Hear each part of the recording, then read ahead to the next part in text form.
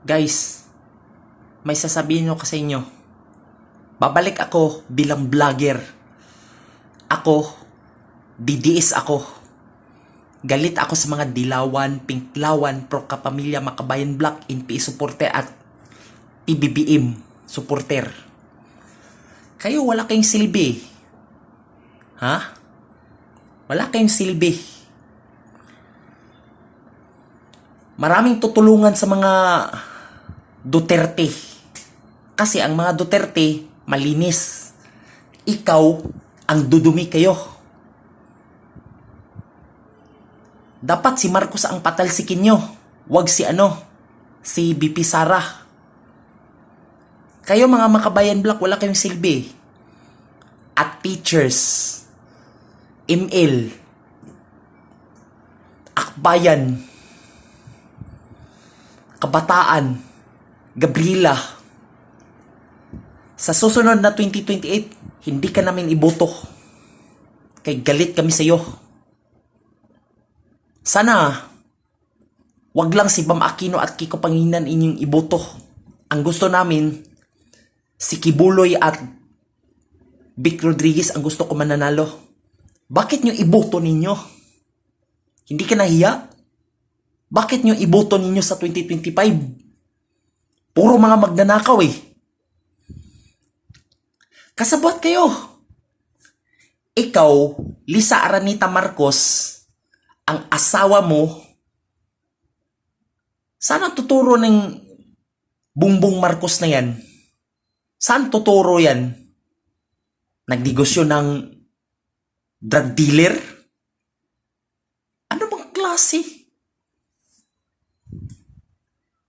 Halimbawa, si Kibuloy, ikulong ninyo. Si dating Pangulong Duterte, kinulong ninyo sa ICC. Nasaan si General Bantag? Nagtago-tago na.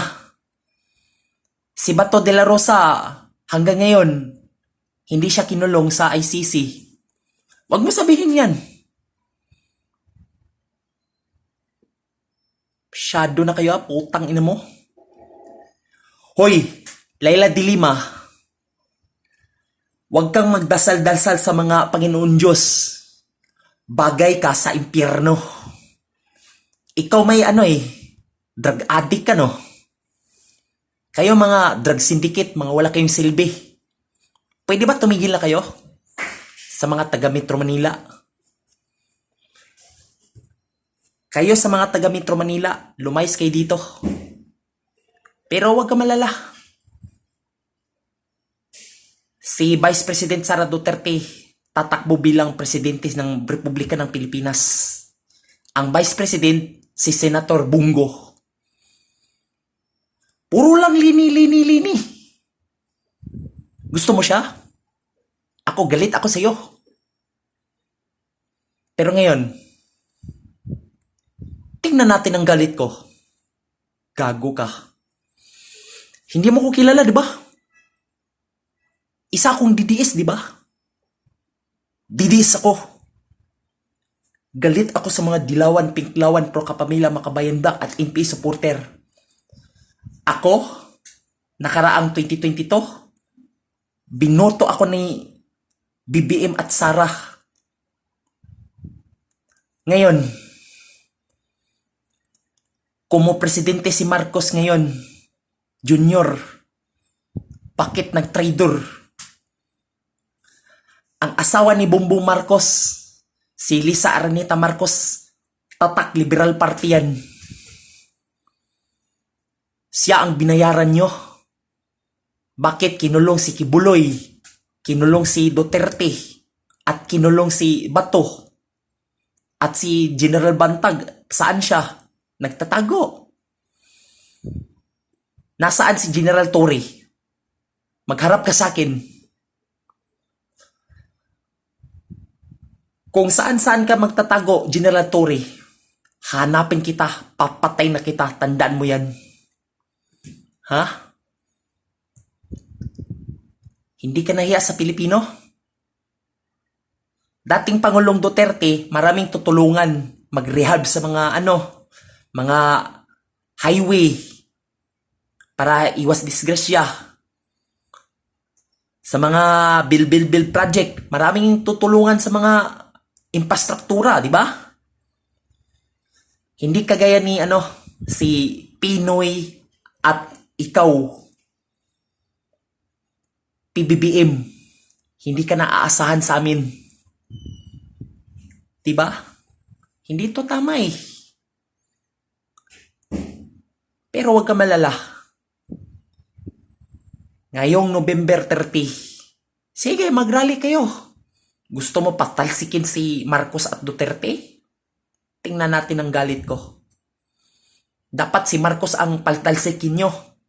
Lalo na si Risa Hontiveros, Bam Aquino, Kiko Pangilinan. Siya ipatalsakin nyo. Siya ipatalsikin nyo. Pakiulit ko Si Bam Aquino, Kiko Pangilinan, Risa Hontiveros, siya ipatalsakin mo.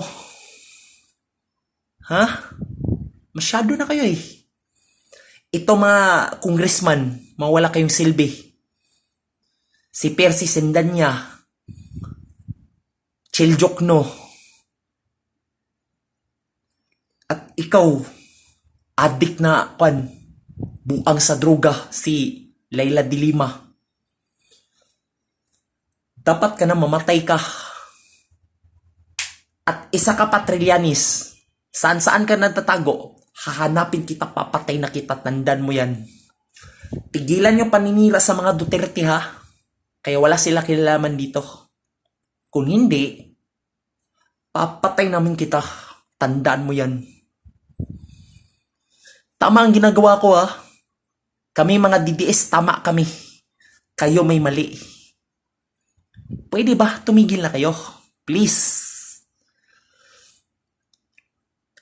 Huwag mo to kalimutan sa 2028. Sara Duterte for President at Vice President si Bongo. Yun lang po. Maraming salamat. At magandang araw sa inyo lahat.